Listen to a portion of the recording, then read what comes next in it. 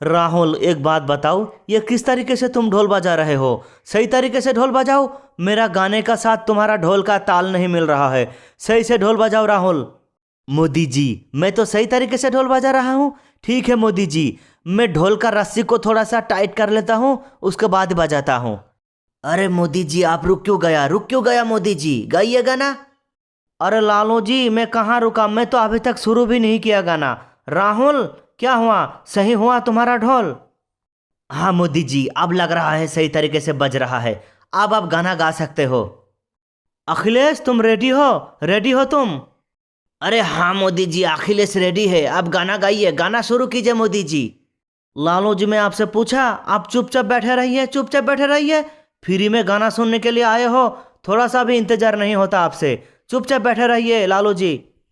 जी मोदी जी, मैं रेडी हूँ। मैं हमेशा रेडी रहता हूँ मोदी जी। आप गाना शुरू कीजिए अब।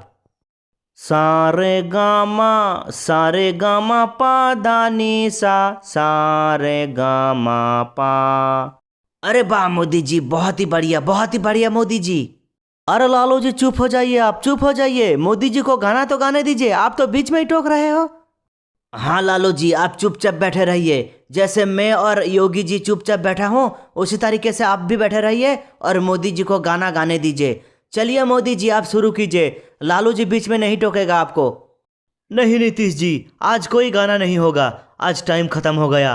राहुल, चलो यहाँ से चलो। और भाई लोग, वीडियो को लाइक करें, शेयर करें, चैनल को सब्सक्राइब करें।